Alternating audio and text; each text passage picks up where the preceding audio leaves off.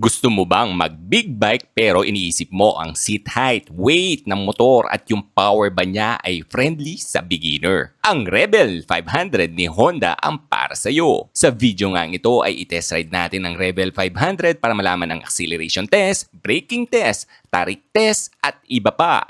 Siyempre kasama ang pros and cons at final verdict ko dito sa Rebel 500. Kaya umpisa na natin ang video. Let's go! What's up guys? Nandito pala tayo sa Honda Big Bike Pampanga dito sa May Angeles guys. At iti-test ride natin itong Rebel 500 ngayon, no? So bigyan tayo pagkakataon syempre ng Honda Big Bikes Pampanga para i-test ride yung Rebel 500 nila. Susubukan naman natin yung seat height niya sa height kong 5'10 na may inseam na 32 inches. Bali yung seat height lang nito guys ay 690mm at may timbang lamang na 185 kilograms. So pasok sa mga hindi pinagpala ng height yan guys, no? Una mo po, kita nyo guys, oh, flat-footed talaga tayo. Ganito naman yung point of view niya guys, no? So very relaxed, very comfy dahil napakababa. Beginner friendly itong Rebel na to guys. At syempre ay atin na siyang i-test ride ngayon. Let's go! What's up guys? Nandito tayo ngayon sa Honda Big Bikes Pampanga. At syempre hiniram natin tong Honda Rebel nila guys, ha. Pakita ko lang sa inyo yung animation guys. Ganda naman yan guys. So sa mga naghahanap ng beginner friendly na big bike at gusto mag-jump agad sa kategory ng mga big bike guys, babae ka man o lalaki guys, lalo na sa babae guys, ha, all goods na all goods to guys, no? Tignan yung seat height ko, diba? Chinek ko siya kanina. Sobrang baba lang ng seat height nito guys, 690mm. Tapos may timbang lamang ng 185 kilograms. Panalo ka. Ngayon ay sasabihin ko sa inyo guys yung pros and cons naman ito sa dulo guys ng ating video at ang ating final verdict kung worth it bang mag Honda Rebel ngayon guys, ngayong 2025. So tara guys, subukan natin siya sa city driving naman guys. So tatalakayin natin sa video dito acceleration, braking system at syempre yung speed na 100 sa expressway, kung okay ba ang handling niya guys. So tatalakayin natin ngayon at samahan nyo ako guys. Let's go! Yung position natin guys, medyo ano siya, ha? Bobber type ang datingan.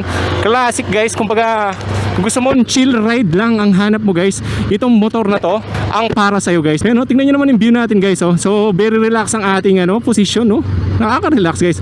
At kagandahan nito guys, kung hindi ka pinagpalangan ng height, ay all goods to guys kasi 690mm lamang. Napakababa niya guys, oh. Meron na rin palang assistant sleeper catch yan guys, kaya kung magsa-sudden downshift ka man ay naririnig nyo man, ay hindi siya naglalak ang rear wheel natin. Ito, nasa traffic tayo. Lalo na sa mga beginner na magbi-big bike dyan, kinukonsider nila yung weight dahil mabigat, diba guys? Ito hindi siya guys, so okay siya guys. So yan, example, papadahanin natin to. 5'10 ako, flat foot tayo sa height ko guys. At yung body position, hindi siya pagod i-drive guys. Sa balikat, hindi pa siya hindi pa natin talaga mapa-final verdict kung kumusta yung ano nito kasi hindi pa tayo lalayo guys. Yan. Acceleration maganda rin guys, ha? Kung mag-overtake ka naman. At medyo nagustuhan ko dito guys, maliit na yung kanyang dito yung sa may handlebar niya guys kumpara doon sa CB500X ko, napakalapad. Kaya okay din siya paningit guys. At syempre yung position nga, very relax. Yung braking system, tatalakayin din natin yan guys, ha. At samahan nyo ako sa video na to. Kung may masabi man ako mali, pwede nyo akong i-correct. Syempre maraming salamat sa Honda Big Bike Pampanga sa May Angeles yan guys. Sila lang ang merong big bike dito na Honda sa Angeles or sa Pampanga ngayon guys. So yung location naman ng store na yan ay dito lang yan sa may tabi ng Sea Oil bago mag LTO at bago mag Honda ay mag Yamaha Rev Zone guys. So yun lang yung location nila. At balik tayo sa test ride guys. Kung kapapansin niyo guys, yung position natin very relax siya guys talaga. Beginner friendly kung gusto mo mag jump sa big bike category. Busina check, okay naman. Ayan. Bali 6 speed na pala to guys. Tapos yung kanyang panel gauge ay tignan nyo naman, yung mga info na binibigay niya is basic lang. So hindi ka ma-overwhelm lalo na kung ikaw ay beginner rider guys.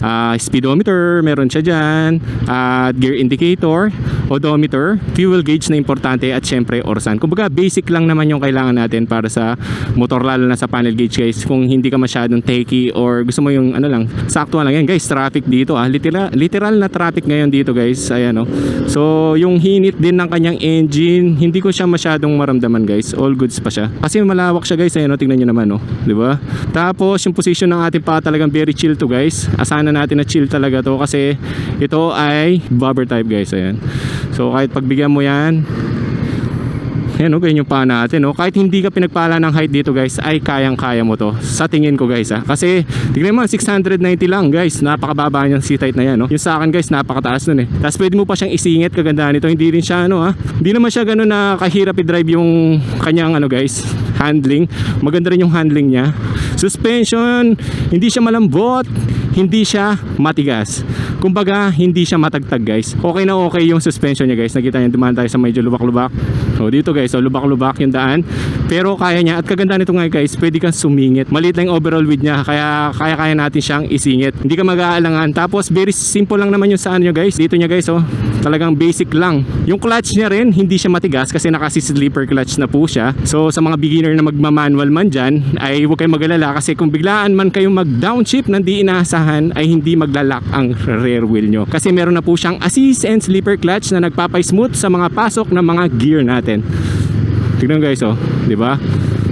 Ang ganda ng pasok ng mga gear kasi sa assist and slipper clutch. At isa pa na gusto ko dun guys, pag nagre-rev matching kayo, example, nasa third gear tayo guys magre-rev matching ako.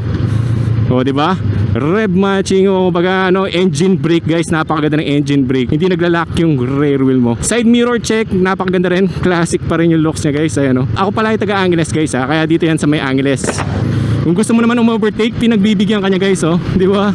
Kasi meron siyang 43 Newton meter of torque guys. Ang ganda rev matching, sarap Ganda na niya guys, arangkada. Sa traffic guys, kaganda nito kahit traffic nga ay pwede mo siyang isingit-singit dahil maliit lang ang kanyang handlebar. Parang lang siya, small bike lang kategory kung iisipin mo guys diba? Kaya siyang isingit. Kung ikaw ay kinukonsider may mapaningit ka boss, pwede to guys pero singit with a care dapat guys. Syempre mahirap na baka mapagastos ka. Eto, traffic ngayon dito sa may Abacan Road guys. Kita nyo tong pagitan na to guys. Kasya siya dyan kasi sobrang liit lang niya guys diba? Isang malaking factor yan sa mga nagko-consider ng big bike. Ako yung CB500X ko, malabong ako makasingit dun guys. Pagdating sa ganitong city driving ay talagang chill ride ka talaga dun guys. Pero dito chill ride ka tapos may enjoy mo rin yung pasingit-singit ng konti with the care dapat guys. Ayun sinasabi nga. Kaya naman nagbumotor tayo guys ay para mas mapabilis yung biyahe natin. At syempre para mas ma-enjoy mo yung biyahe. Ganda ng Rebel sa halagang 399 meron ka ng ganitong big bike, express legal. At alam nyo ba, ang motor na to ay halos sa mga beginner na nagbi-big bike. At syempre kay B. Cortez, kung kilala yung asawa ni Kong TV, yan, ganito rin yung motor niya, ang unang big bike guys na kasi beginner friendly talaga to guys. Isa sa mga masasuggest ko kung gusto mo mag-jump ng big bike tapos wala ka pa talagang experience, kasi sa big bike guys, maraming big bike na dyan, sobrang bigat guys. At syempre hindi siya beginner friendly. To guys, beginner friendly. Para ka lang nagdadrive dito ng smaller CC with mas malaking power niya guys. Ganun lang siya guys. Tapos yung weight, grabe, ang gaan pa, 185 kilograms. Magaan pa to sa NMAX guys. Tapos naka-LED na pala lahat ng ilaw mo dito guys Yun yung kagandahan dito. Hindi ka na mag-worry na baka mapundi, ganyan. So okay na okay to guys. Braking system maganda rin pero susubukan natin na mas detalye yan mamaya guys pag nasa Clark na tayo. Kaya ako sa city driving yung tatanungin mo kung traffic, kaya ba? Kayang-kaya nito guys. Pwede ka makasingit dito. Talagang kinukonsider natin with a care. Like ko naman sinasabi singit with a care. Tapos yung engine heat guys, nakapantalon ako. All goods naman siya, hindi naman siya ganun kainit. Guys, subukan naman natin yung stopping power ng Honda Rebel 500. Unahan natin yung front brake guys. So naka ABS na po pala to, front and rear. So hindi ka na magwo-worry sa mga sudden or mga madudulas na kalsada. So unahin na natin yung front brake guys. Let's go. Bago yung last na poste, front brake. Sagad dyan guys, hindi siya nag-lock kasi meron ngang ABS. Napakaganda na niya, ABS niya. Sa rear naman guys, turning radius din guys, check na natin Napakaganda ng turning radius niya Kaya kung ikaw ay beginner, hindi ka mag-worry guys, tignan nyo. Kasi 185 kilograms lang nga po to. Napakaganda, 690 mm na seat height. Rear brake naman guys, bago yung last. Guys, napakaganda so hindi siya nag-skid. At syempre may ABS na yan. At napakakapit ng rear brake niya. Front at rear naman guys na preno ang pagsasabay natin. Let's go. Bago yung posting niya. Let's go, preno. Grabe, ang kapit guys. Stopping power, check tayo guys. All goods, basta Honda talaga sa mga stopping power medyo maganda guys kasi naka ABS kahit wala pa siyang traction control nga po. All goods guys ha. Ngayon naman susubukan naman natin yung acceleration test niya from 0 to 60 lang guys. Hindi natin susubukan yung 0 to 100 pag nasa expressway na lang tayo, doon natin subukan yun guys. Acceleration test, kung baga magsi-city driving ka, check mo kung kaya bang umarkada, mag-overtake, di ba? Yan, kita naman natin 0 to 60. Let's go.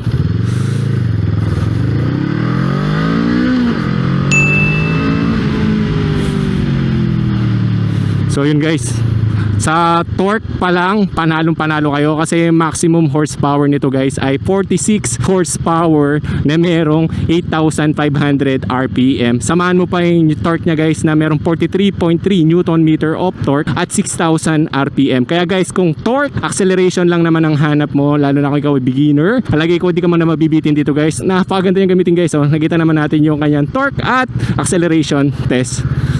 Guys, napakasarap gamitin ng ano niya, engine brake nito. Dahil meron siyang assistant sleeper clutch. Pag downshift, pag upshift, medyo smooth talaga guys. Smooth na smooth yung pagkada cambio mo guys dito. Sarap ng binibigay niyang ano sa inyo, feels.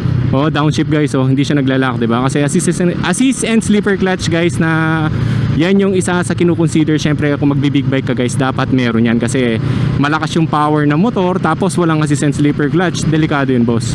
Kaya maganda meron na yan, oh. Maganda talaga para sa akin. Basta big bike or small bike kailangan nga boss meron eh. Yun, pagtawid mo lang doon sa mga guhit na ganyan guys, medyo mararamdaman mo yung liko niya. Siguro dahil sa gulong niya, stock pa rin, no guys.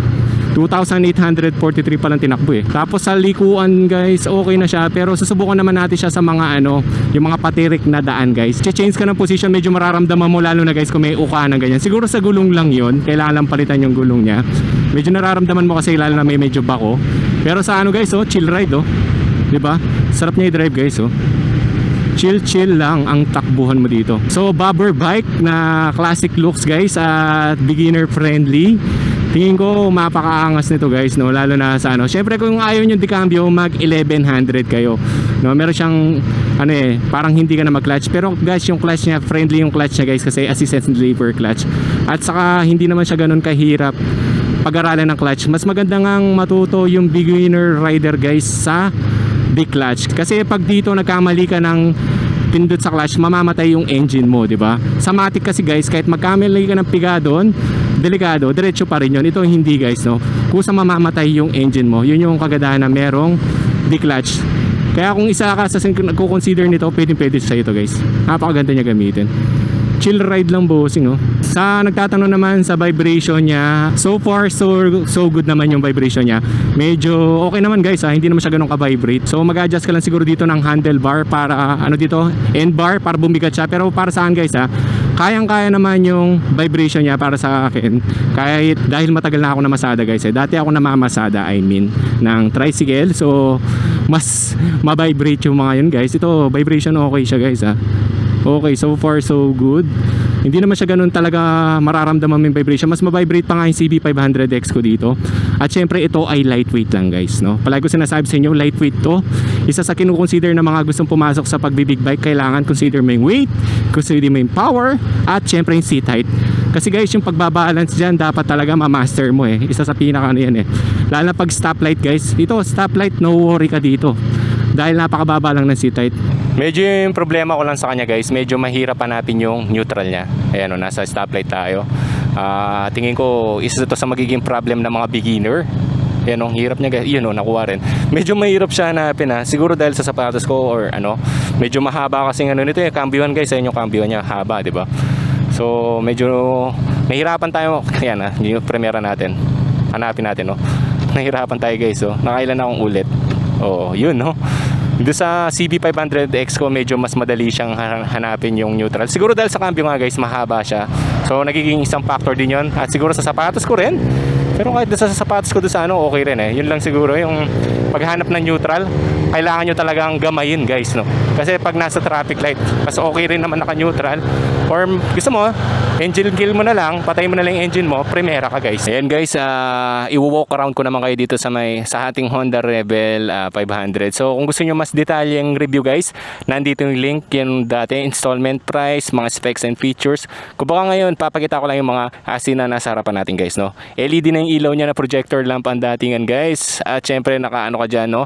Telescopic fork na napakahaba. At single disc brake lang po ang preno mo sa harapan, na meron siyang Nissin. Ang size ng gulong mo sa harapan, Dunlop na po yan, 130 by 90 by 16. So 16 guys yung cooling system niya. Ayan, malaki rin, liquid cooled na po. Bobber type ang datingan ng ating motor guys. Ayan, tignan nyo naman, no? Engine niya 471 twin parallel po yan. So with 180 degree crankshaft po siya. At syempre kaya niya mag-produce ng power na 46 horsepower at 8,500 RPM. Sa Newton meter of torque naman niya guys, kaya niya magbigay ng 43.3 Newton meter of torque sa 6,000 RPM. Yung suspension niya sa likod guys, twin suspension siya. Ayan po, naka-disc brake na rin sa likuran. Equip na rin ng ABS ang front and rear mo. LED na lahat ng ilaw niya. Sindihan natin guys, pakita ko sa inyo. Pag sisindihan lang pala siya guys, dito yan sa gilid So, di ba, classic talaga. So, naka-hazard. Ayan, ganda ng kulay guys, no? Medyo may pag-effect. Tapos, LED. Yung side mirror, classic rin guys, stock rin yan. At yung panel gauge, very basic lang naman guys. Ayan, Pero ako ditong fuel gauge, speedometer, gear indicator, orasan, at yun lang guys, very basic lang. Tapos, dito naman sa kanan, meron tayo ditong engine kill at engine start guys, dito yon. At meron siya ditong hazard button. Grip niya guys, maganda rin. Yung preno niya guys ay hindi adjustable. Sa clutch guys, malambot, assistant sleeper clutch na yan. High beam. So passing light pala, nandito guys yung passing light niya. At dito yung busina, check. Turn signal left, right. Ano naman guys, sa likuran, LED na po yan. Sindihan natin ilaw guys para makita nyo, para ma-appreciate natin. Yan guys, LED na yan. Classic talaga ang dating guys, no? Decadena po. At ang size naman ng gulong sa likuran natin ay 150 by 80 by 16. So pares lang, this is a is. Yung mags, napakaganda, matte brown ang dating. Yung exhaust niya guys, stock pa lang yan. Ayan lang, very basic lang naman guys. Kung hanap nyo yung big bike na hindi mataas sa seat height at magaan, pwede nyo i-consider to. At pa-sound check naman natin, syempre di mawawala ang sound check dyan guys. Start button. Mas maganda guys, pumipiga kayo sa clutch para safe guys. Kung naka-primera man kayo, di ba pag binitaw nyo, mamamatay yun. Pero di nyo na may start kung naka-primera yan. Ayan guys. Sound check guys ng ating Rebel 500. Wait lang guys.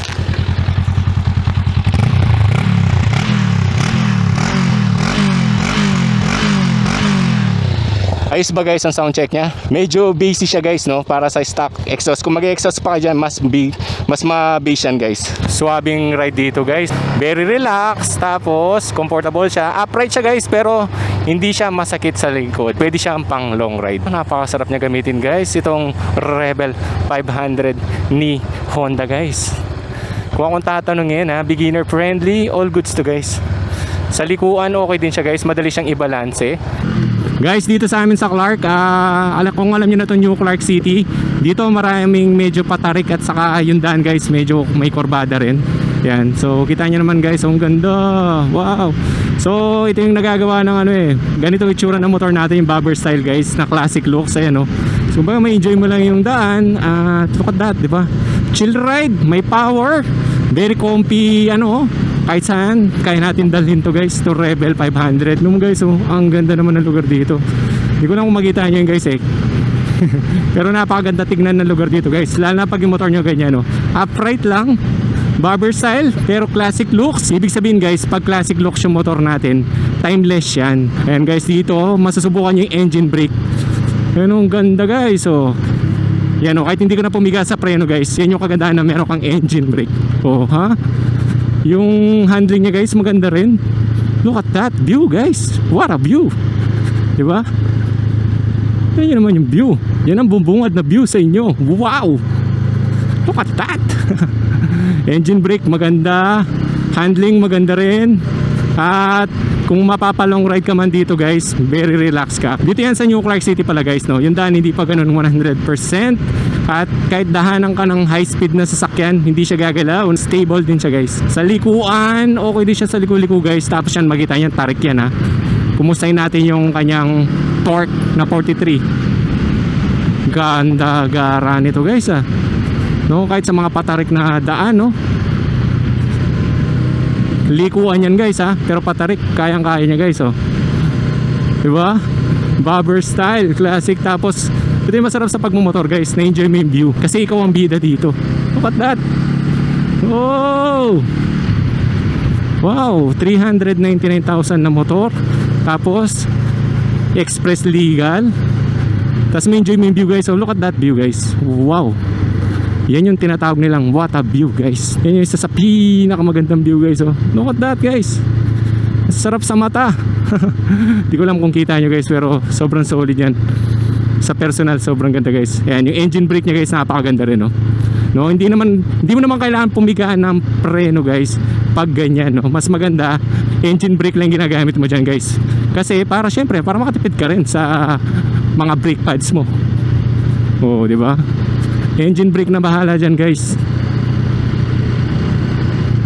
Ang ganda sa New Clark City guys, no. Dito sa amin yan. Ayan, oh. Sobrang gara guys, oh. Torque meron din siya guys, oh. Speed meron din eh. Meron din speed guys eh, no. Stable din tayo kahit rumaratrat tayo eh, oh. Hindi naman siya nagwa-wobble type. Tapos yung vibration all goods din.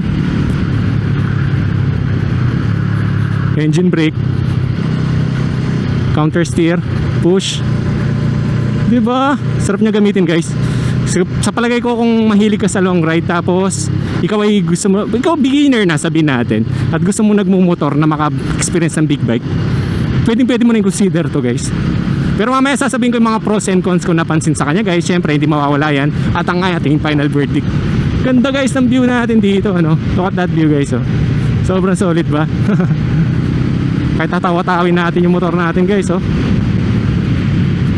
Yung ano niya rin guys, suspension niya, napansin ko, kahit hindi tayo, may counterflow.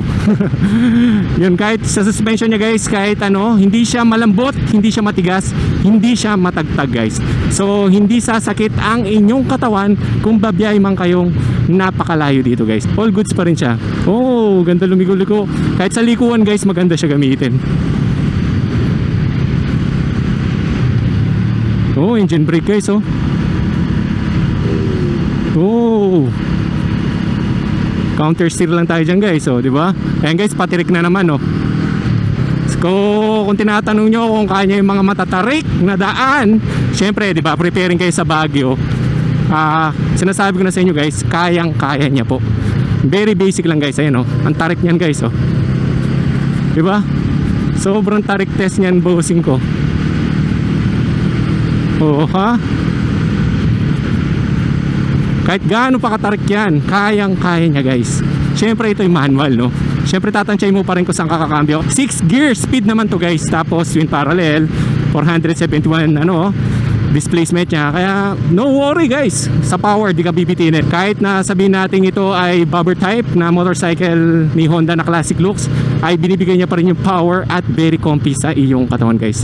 Sobrang solid niya. Salamat pala Honda Big Bikes Pampanga sa pagpapahiram nito, syempre kay Boss Rapi, sa lahat ng staff pala ng Honda Big Bikes Pampanga Angeles. Alam niyo na yun guys, ha.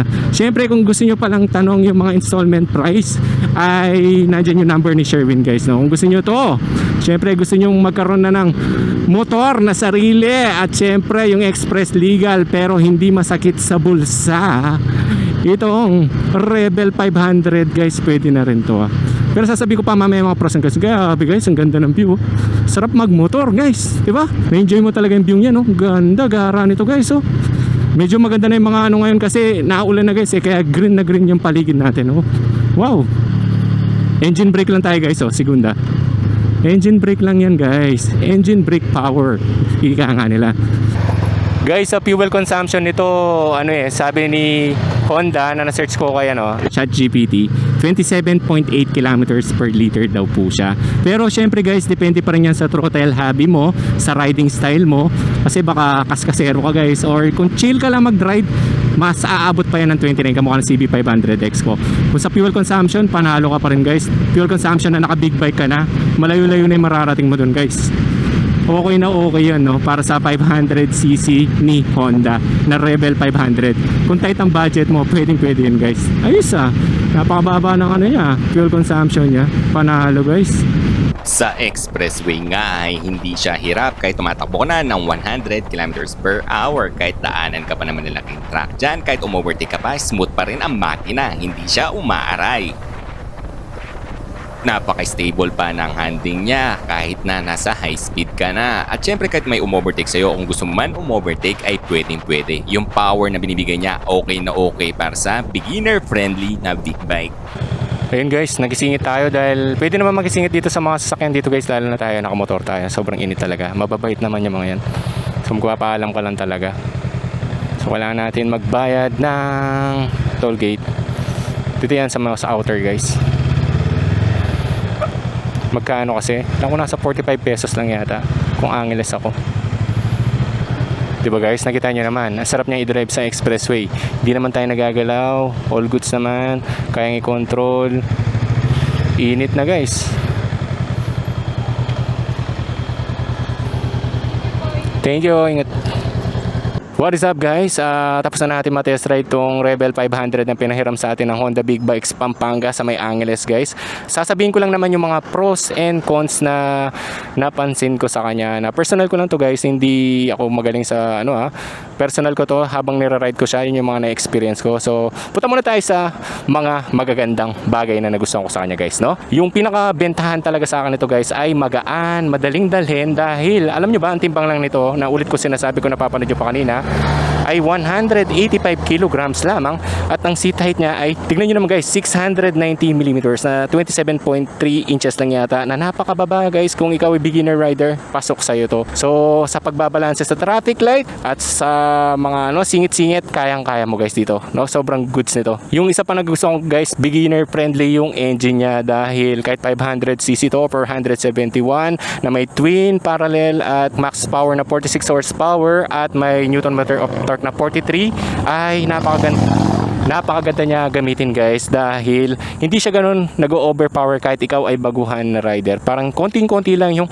adjustment mo, hindi kanya bibiglain. Sa fuel efficiency guys, sobrang tipid niya rin sa gas, no? Para sa akin sa big bike category, basta pumalo yan ng 27 to 29 kilometers per liter, tipid na sa gas yan, big bike na yan. Kasi unang-una, express legal yan, at depende pa rin sa throttle hobby mo yan guys. Ako nag-average ako dito mga 27 or 29 kilometers per liter. Ganyan yung average ko na sa CB500X. All goods yun guys, no? Para sa ganitong motor. Sa comfortable naman riding niya guys, kasi ito ay bobber style at classic looks ang motor. So tingin ko guys, kahit upright siya, hindi siya nakakangawit, at kahit long rides, all good siya guys, no? Sa body position, all goods siya guys. At syempre isa pa nagustuhan ko sa styling niya guys. So ibig sabihin, basta classic looks, kahit anong motor yan, basta classic looks, timeless yan guys, hindi na magbabago. Kumbaga habang tumatagal, lalong gumaganda guys. So punta naman tayo sa mga hindi ko nagustuhan o yung mga cons niya, na para sa akin lang to guys, walang windshield guys dito. So pero modified naman yan guys, may nabibili man ng windscreen dito or windshield, at yung hangin dito guys medyo mararamdaman mo. At isa pa guys na napansin ko, yung neutral medyo mahirap hanapin dito guys, yung neutral niya, nahirapan ako humanap. Siguro ako lang, or depende sa mga Rebel user dyan, pa-comment ako, pero nahirapan ako hanapin yung neutral niya. Tapos hindi siya pang two-way rider, o ibig sabihin kung magmumotor kayo ng OBR nyo, kung advisable ba para sa inyo tong Rebel guys, kayong dalawang OBR, ay tingin ko guys medyo mahihirapan kayo, lalo na pag bigla kayo nalubak. Talagang aangat siya guys, kasi wala siyang kapitan dito, bawal siya magtampo, kasi ikaw lang kakapitan niya, at hindi naman ganun kakapalan to guys, no? Pag tumatagal kasi mararamdaman mo na yung puwet mo dito guys, no? Bumibigat na yung puwet mo. So para sa akin, pang ano lang talaga to, para sa akin lang guys, pang solo ride lang talaga si Rebel, pero may upo naman siya para sa inyong back ride. Pero kung tatanggalin mo to, mas pogi siya tingnan guys, no? Tapos guys, yung gauge niya, isa pa napansin ko, minimal lang. So ibig sabihin, classic nga naman. So basic lang, gear indicator, speedometer, fuel gauge, ito pala, gear indicator, orasan. Ganun lang guys. So trip, odometer, ganun lang yung kaya niyang i-offer sa inyo. Kung ikaw ay medyo techie, hindi niya mabibigay sa iyo yung guys, no? So ito lang yung kaya niyang i-offer sa iyo, yun sa panel gauge. Pero overall naman, para sa akin, hindi naman big deal to, kasi kung ikaw ay rider na matagal, parang wala nang nakaka-overwhelm din masyado yung sobrang dami naman ng features ng motor. So ito sa mga hindi pwede to. So yun guys lang ang napansin ko dito. At syempre, final verdict tayo dito sa Rebel 500 So ang final verdict ko dito guys, na personal ko lang to guys, depende pa rin sa inyo yan di ba? Ang masasabi ko guys, kung ikaw ay naghahanap ng beginner friendly na big bike, at syempre hindi mahirap sa seat height, unang-una seat height niya guys, napakababa, 690mm, kahit yung height mo dyan 5 flat lang, flat foot ka pa rin dito. Tapos yung timbang niya guys, very friendly rin, 185 kilograms. Mabigat pa yung NMAX, no? 201 na lang ako ang NMAX eh. So, yan guys, kita nyo ang flat-footed tayo. At syempre, kung naghahanap ka ng saktuhan power, at syempre medyo maangas, timeless design, at express legal, ang masasabi ko, ang Rebel 500 ay para sa'yo. Lalo kung gusto mo nang pumasok sa express legal or big bike category na motor at gusto mo yung medyo friendly na motor. Hindi siya bitin sa power guys. Sinasabi ko, hindi siya bitin sa power kasi ang kanya max power ay 46 horsepower at 8,500 RPM. Tapos yung torque niya guys, kaya niya rin umarangkada ng 43.3 Nm of torque at 6,000 RPM, di ba? Hindi ka na nabitin guys para sa 471 engine na may twin parallel. Kayang-kaya ka nito dalhin kahit saan guys, no? At alam naman natin basta gawa ng Honda ay kalabaw. Subok ko na yan guys kasi naka TMX 155 ako. Kung gusto nyo palang makakuha ng ganito guys at kahit taga saan pa kayo, no? Kahit saan lupalot pa kayo ng lugar, meron pala dito yan sa may Big Bikes Pampanga. Dito yan guys sa may Angeles, tabi niya halos Sea Oil, LTO Angeles. Pagkalagpas mo ng Yamaha Rev Zone ay yun na ang Honda Big Bikes Pampanga.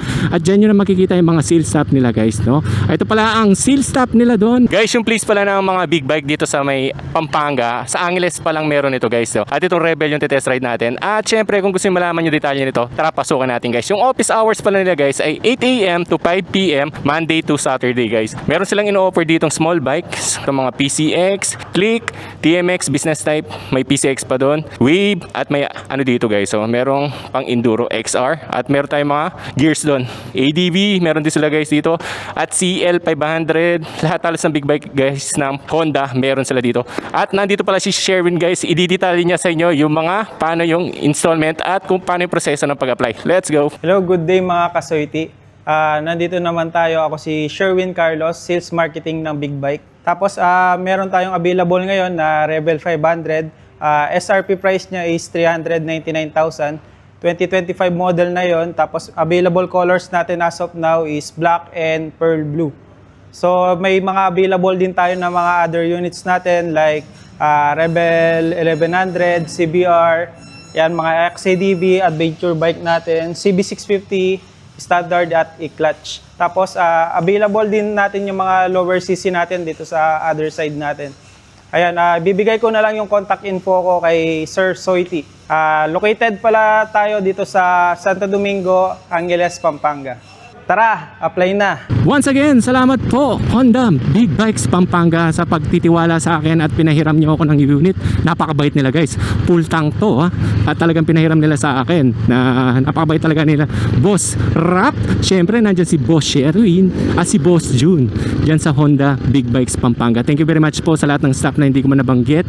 Thank you po sa pag-entertain palagi sa akin. At guys, hindi naman ako nag-work doon pero doon ako nagbablog guys eh. Ibig sabihin, lalo na yung pag mga installment price, yung mga pag bumagsak na sa kasa, doon ako nano guys kasi maluwag, mabait yung mga staff at kompleto naman sila guys, nagpapakash din sila doon. Kung naghanap kayo ng cash, installment, big bike or small bike, meron po silang ino-offer doon. So, the best yun guys sa Honda Big Bikes Pampanga guys, no? Diyan lang yan, no? Tabi lang niya halos ng Sea Oil at bago mag LTO. So, paano guys? Kung may question pa kayo dyan, pa-comment na lang ako. At kung nagustuhan yung mga ganitong review natin guys, no? At may next review na naman tayong big bike ulit at 500cc ulit. Next ano natin yung lineup natin sa ating moto review. So babalik ko na yung moto review ko guys sa mga nakakilala sa akin. Alam niyo naman, nagmo-moto review tayo at kasa walk around. Maraming salamat sa inyong panonood guys. At ito po pala si Soiti nagsasabi sa inyo ng ride safe and God bless always. Ingat bossing! Let's go!